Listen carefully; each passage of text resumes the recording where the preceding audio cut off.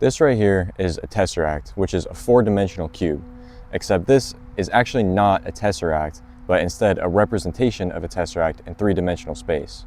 And it looks a little bit confusing, but by the end of this video, I promise you'll understand what this shape is, how 4D space and 4D objects work, how 4D space impacts you all of the time, and why you should care.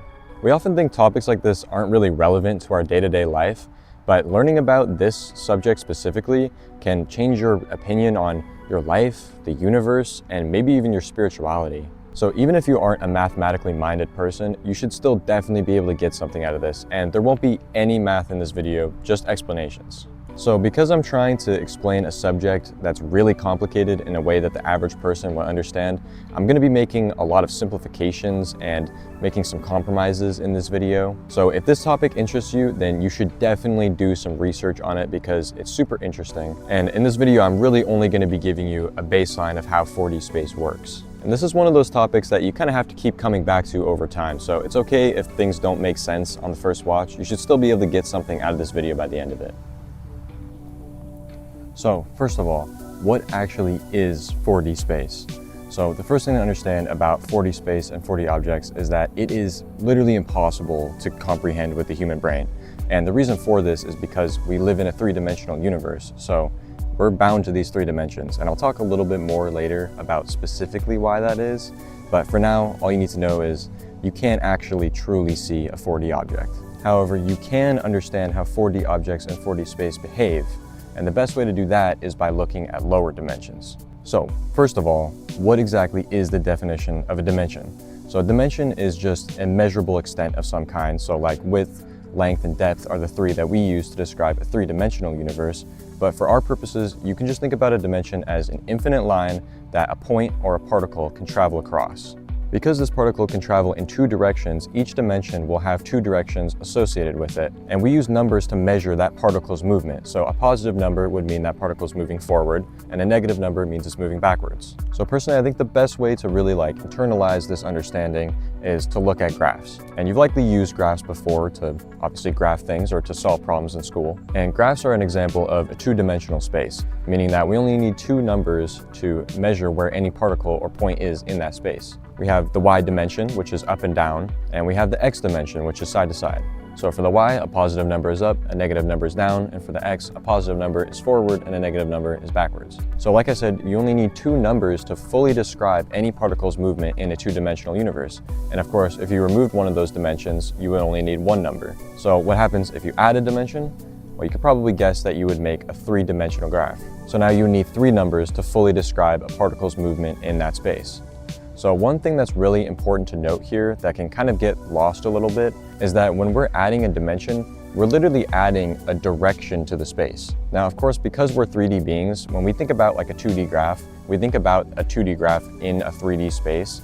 But if you lived on that 2D graph, then you would only have those 2 dimensions, and one of those sides would be infinitely thin. But as a 2-dimensional being, you would not know that. You wouldn't be able to recognize that. So when we add dimensions, it's almost like we're adding another side to reality, which isn't technically a mathematically true statement, but it gets the point across.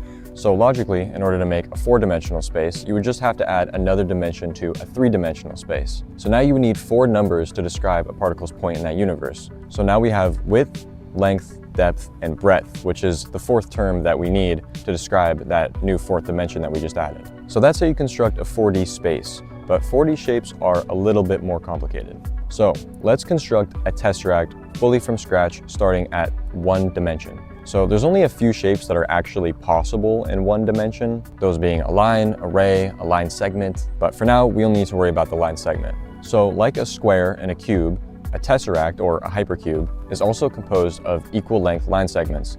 So we only need to worry about the line segment here in 1-dimensional space. So if we want to make a square from this line segment, what we can do is take this line segment in the 1-dimensional space and basically stretch it along a new dimension. And if we stretch it the right distance, then we get a square.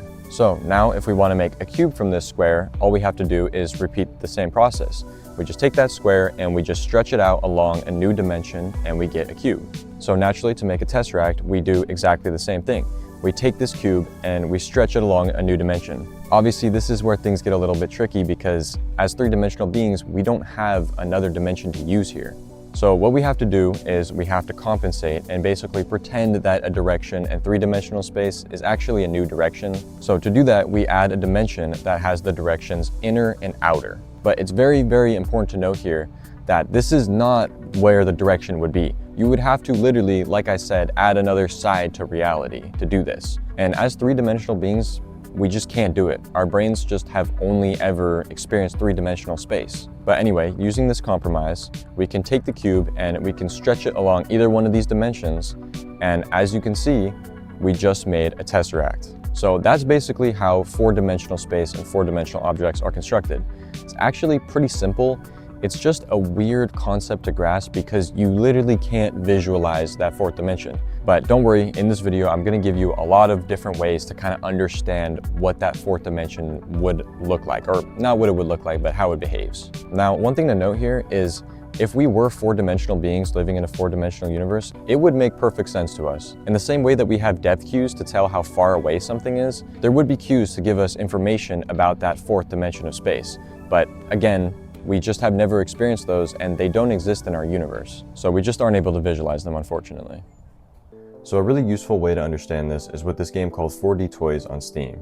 And this is a game that basically just renders 4D objects. Interestingly, computers have no problem computing 4D space and 4D objects. In 3D simulations, a computer just calculates an object's position with, of course, those three numbers that we mentioned earlier, X, Y, and Z. And all we need to do to calculate the position of a 4D object is to just add one more number. So even though computers can calculate these objects and their positions, they still can't fully render them. And the reason for this is because computers output 2D images, so they technically can't even display 3D objects in their true form. Computers basically just visualize a shadow of a 3D shape cast onto a 2D surface. The only reason we can understand these 2D projections as 3D objects is because we understand the concept of depth cues, which basically tell us how far away or how close something is to us based on the size of the object. And using this, we can also kind of gauge how far away objects might be from us. Now, if you lived in a four-dimensional universe, that universe would have similar depth cues to be able to give you information about an object's position along that fourth dimension. But since we're three-dimensional beings and we live in a three-dimensional universe, not only can we not understand or comprehend these cues, but they literally don't exist in our universe. And that's the reason why computers can't simulate them. It's sort of the same concept as trying to imagine a new color. There are other colors that exist, but in order to be able to see them, you would need to have eyes that could detect the light, and then you would need to have a brain that could actually process that information.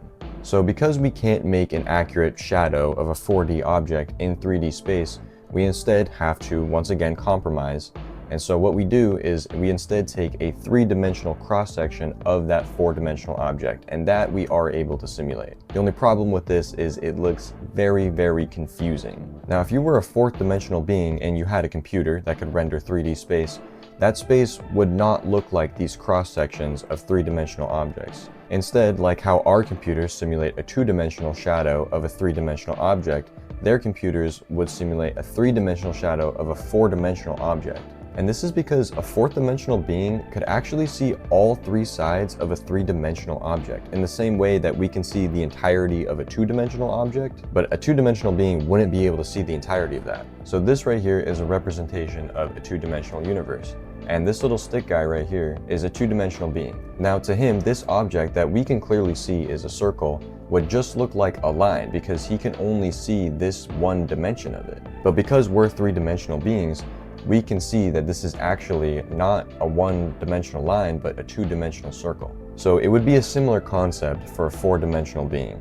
So this stick figure is stuck in a two-dimensional universe, but this two-dimensional universe is actually contained inside of a three-dimensional universe. And as we can see here, in this three-dimensional universe, there is a sphere. Now, because the sphere isn't interacting with that two-dimensional universe, to the stick figure, there is no sphere. However, if we take this two-dimensional universe and we move it so that it interacts with the sphere, we can see, seemingly out of nowhere, a circle has just appeared. And as we take that circle and move it closer to the middle of this sphere, you can see to the stick figure, the sphere gets bigger as it reaches the middle, and then it gets smaller as the two-dimensional universe passes through the sphere until it eventually pops out of existence. Now, of course, to us, we can see that this makes perfect sense. the shape isn't actually changing and morphing, it's just that the cross-section of the sphere that the stick figure can see is being passed through the sphere. So let's take this concept and move it up a dimension. So here we're in a 3-dimensional universe. So now what we're going to do is take a 4D hypersphere and pass it through this 3-dimensional universe. And as we can see, when we do that, we see a sphere that pops into existence, gets bigger as it gets closer to the middle of the hypersphere, smaller as it gets closer to the end, and then pops out of existence again. So going back to our 2D universe contained inside the 3D universe, we can see here that we have a rotating cube. So now if we take the 2D universe and move it through this rotating cube, we can see to the stick figure, it looks like this cube appears to morph and transform and just do all sorts of weird things. It like gains more sides and then loses them. All of the angles are changing, but the shape isn't actually changing shape. We can very clearly see here that just the cross-section of the shape is being rapidly changed as the object is being rotated. So going back to 3D space, in this 3D space, even though you can't see it, there is a rotating 4D tesseract. And as we move the 3D universe through that tesseract, we can see that it once again appears to change shape and gain sides and do all of that weird stuff, but now in 3 dimensions. So the shapeshifting of this object is not caused by the object actually changing in any form, it's just simply caused by the object moving and rotating through the 3 spatial dimensions we're used to and the 4th dimension as well. So using this principle of taking a 3D cross-section of a 4D object, we can actually make 4D games. And people have done it. There's many 4D games out there, and even games that go in much higher dimensions. And one game that I think does a pretty good job of making this a little bit more intuitive is 4D-Miner. So obviously, you can already tell at first glance, this game looks really weird and confusing, but it actually has a built-in way of kind of understanding the game. So as you can see here, we have a little frog, his name is Frank, and he is a 2-dimensional being. So Frank is bound to 2 dimensions and he can only move forward, backward, up, and down. But as we can see, his world is much more complex because it has that 3rd dimension which allows for objects to be in front and behind. So Frank can't fully experience this full 3D world, but what we can do is make a little bit of a compromise. And by using the scroll wheel, we can actually rotate the cross-section of the 3D world that he experiences. And in doing that, we can get Frank anywhere we want on this 3-dimensional world, but he's still only experiencing and bound to 2 dimensions. So for example, if we want to put Frank in this cave here, we can just rotate the cross-section so that it lines up with the cave, and then Frank can just go jump in. And he's a little bit stuck now, so if we want to get him out, we can just rotate it a little bit more, and now he has a way out. So at first glance, you can see this looks pretty much just like normal Minecraft, besides some of the weirdly shaped blocks and the floating trees. But by using my scroll wheel to rotate the 3D cross-section of the 4D world we're experiencing, we can see that there's actually a lot more to this world than meets the eye. As you can see, the biomes change and mountains appear and disappear. It looks very confusing, but the point here is that this is a 3-dimensional cross-section of that 4-dimensional world. Now that last part might have been like really confusing, and if you're confused by that, don't worry, it's super confusing, and it's not important you understand exactly how this works right now, you just need a general concept of how this kind of functions. Okay, so now that that's all out of the way, how is this relevant to your everyday life? Well, in our universe, if you want to describe where an object's position is, you not only need its 3 spatial dimensions, but there's one more dimension that you need: when it occurs. So technically, our universe is comprised of 4 dimensions, 3 spatial dimensions, and 1 dimension of time. Now, it is widely accepted to consider time as the 4th dimension because it does fit the definition of being a dimension, that being it's a measurable extent of some kind. But it's important to note that it is fundamentally different from the 3 spatial dimensions of our universe because we can only experience time in one direction. But as 3D beings, it is impossible for us to fully comprehend the dimension of time. It would be like experiencing 2 events at exactly the same time. It's not even something that we can comprehend. And interestingly, 2 of our most successful theories of the universe, the Standard Model, which is an equation that basically aims to define and describe all fundamental particles in the universe, and the theory of relativity, which deals with space-time, are fundamentally incompatible. We don't really understand how particles and quantum fluctuations and space and time all merge together. Right now, this is the holy grail of physics, is finding a way to unify these theories. So general relativity and special relativity are 2 of Einstein's most famous models. General relativity attempts to explain gravity and motion, which it does very accurately, And special relativity aims to describe energy, space, and time, which is also highly accurate in what it attempts to describe. These theories together form the full theory of relativity, which very much points to space-time being sort of like a 4D object that exists all at once. These two theories together make up the theory of relativity, which very much points towards space and time being a unified 4D object. So according to our best theories, the universe is composed in a way that is at least one dimension higher than we typically think. In order to fully see that extra dimension, that being time, you would either need to be a theoretical 4D being that could see all of time at once, or you would need to be a 3D being that experienced all of time from beginning to end, in the same way that Frank would have to experience every 2D cross-section of his 3D world in order to fully understand it. But he still could never truly see the full 3D world, in the same way that we can only see a cross-section of the 4-dimensional object of space-time that we are experiencing. So the last piece of the puzzle here is described by the theory of relativity. Time is relative, which basically means the faster you go, the slower you experience time. But in the universe, the speed at which you can go seems to be capped. It's the speed of light. At least as we understand it, nothing can go faster than the speed of light. And the reason for this is because light is made up of photons, which are massless particles, and that's why they can travel at an uncapped speed. So how do photons experience time? Well, they don't. At those speeds, the effects of time dilation become infinite. And so to a photon, from the moment the beginning of the universe happened to now, that photon has experienced no time. So this means, or at least appears to mean, that our experience of time is an experience created by our minds. Time does exist, but our experience of it isn't a fully encompassing view of it. Just because we observe it this way, it doesn't necessarily mean that it objectively exists in this way. So this concept is a frontier of modern science, and there's many ways to explain it.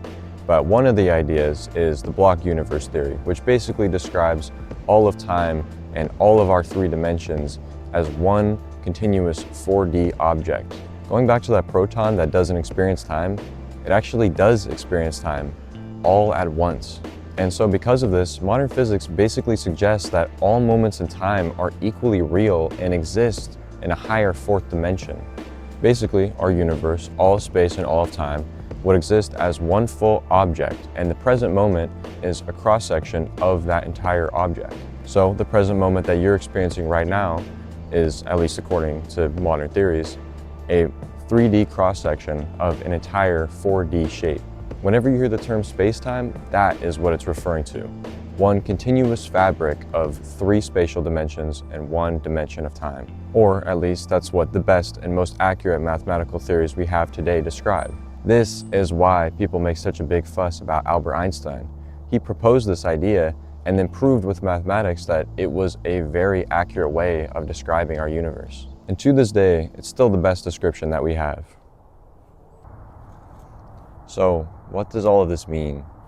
Well, what it means is that every single decision you've ever made, everything you've ever been, everything that you are, and everything that you ever will be exists all at the same time on a higher dimension. And that your life is being constructed in a higher dimensional way that we don't fully understand. Have you ever felt like something in your life happened for a reason? Or maybe ever heard that one day you'll look back and realize that you were exactly where you needed to be, doing exactly what you needed to do, even if it didn't feel like it? Well, this could be why. Space-time just isn't as simple as one thing happens, then the next, and then the next. Our lives are constructed in ways that we can't fully understand as human beings. So that could mean that your life and our world is so much more intricate and beautiful and complex than we can even comprehend with our brains. And modern day physics says it's not only possible, but probable. So take this information with a grain of salt. I want you to come to your own conclusions about the universe. But just keep this in the back of your mind and really consider one thing. Is the universe giving you what you need? Now, you might immediately say, no, of course not. I mean, if it did, I would be living on a beach in a mansion somewhere doing my hobbies all day. And, that's fair. But is that really what you need? Or is that just what you want? Because to a human being, those things sound really good. To the universe, there's no good and there's no bad.